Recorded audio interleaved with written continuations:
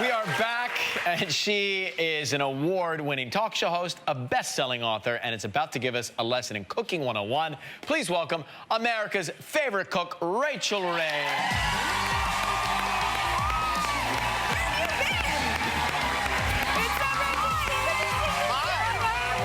Good to see you again.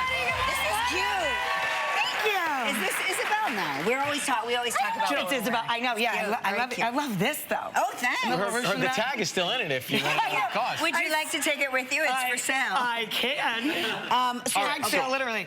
Okay. There's so much great stuff on this table. I'm dying to start. No, they said just give you some really top tips. Yeah. By the way, because we are not at the level yet where we can actually assemble food together, we need to learn tips. Okay, to so make our these are lives some easy. of the basics that after 14 years, thank you for still having a job, right?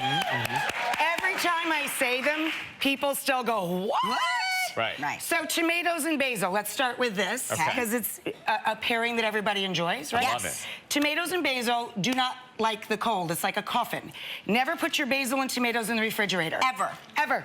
When you bring the basil home from the store, you keep it like flowers.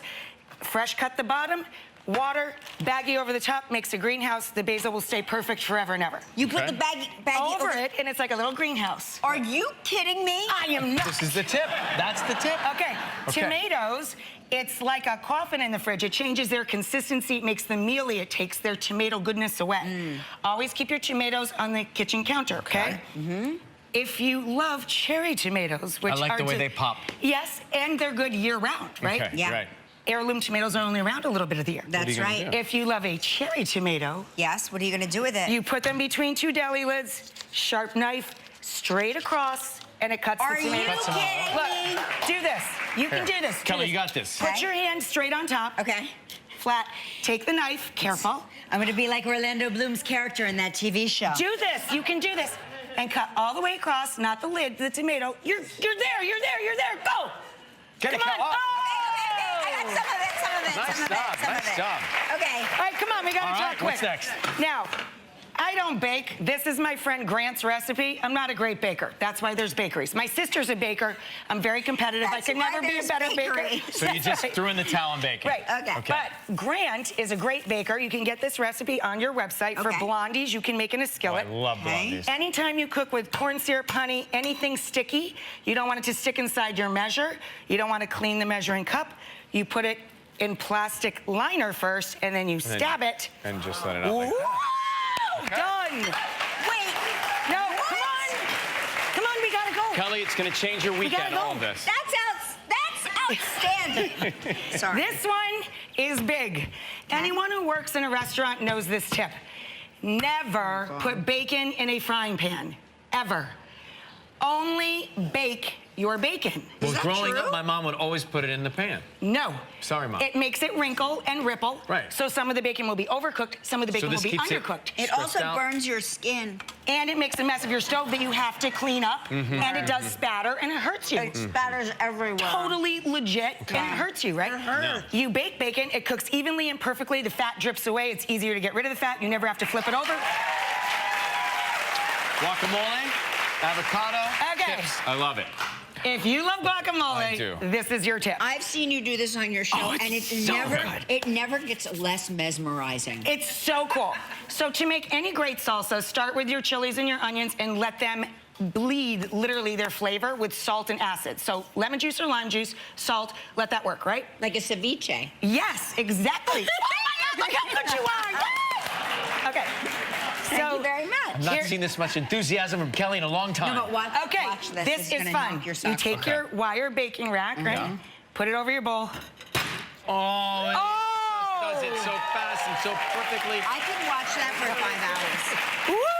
Rachel's back. Rachel's back. All right. Show us. And then mash it Mash up. it up. Mash it up. Mash up your ceviche. Mash up your guacamole. 15 seasons of Rachael Ray. Congratulations. It is That's wonderful. amazing. 14 years. And your 20th anniversary at 20 years at Food Network. That's Yeah, incredible. still making 30-minute meals, and 14 years of our show. unbelievable. Where I'm going after you guys. So what are you gonna accomplish this season? What are you gonna do? You know what I love about our show is that it's totally and completely different every day. Yeah. What's new for us is in New York, Philly, and Raleigh, we have a new time, which is 2 o'clock. Oh, great. So in some markets, we won't be next door neighbors anymore, but in many markets, we still are. Yeah. But And you know what, I have to say that this is really, what you're teaching us today is so beneficial for people like me who really, truly, when people say, oh, well, you just poach the fish, I go, what does that mean? Right. I mean, I don't know You're what busy, that too. means. You got a lot going on. Yeah, so I just, like, this is very these are great helpful. practical tips. Thank you. And, you know, that's my job, is Right. to be, I think of it as like being a waitress. Yeah. I want to give people what they want and what they need to know. Great. So this is just a quick example of must-haves for a kitchen. Right. You should base your kitchen on what you like to eat. If you like to eat meat and potatoes, the #1 thing you need is a cast iron skillet. It's called cooking a la plancha, cooking on a flat, even surface that conducts heat well, Right. and it's very sturdy, okay? And you never wash that, right? You wash it with wash salt. but not soap. You wash it with salt, and then you rub a little oil into it, like moisturizer on your skin. Okay, got it. A large cutting board, you can put it over your sink and make a larger work area. But the reason we use a large cutting board is so you don't have to dirty a lot of little bowls. You can leave your ingredients in small piles. Smart. A good sharp knife, it'll always feel like work in the kitchen if your knife isn't sharp. So a sharpener that you can use, you don't have to get a steel and be all fancy. Any sort of knife sharpening system and a decent knife, doesn't have to be expensive. Okay, I thought this was a can opener. I'm not kidding. I was like, what a unique can opener. Oh my. Okay. A garbage bowl. When we work on dinner, right, you don't want to run back and forth to the recycling bin and the compost pile and the back, all those wasted steps in time.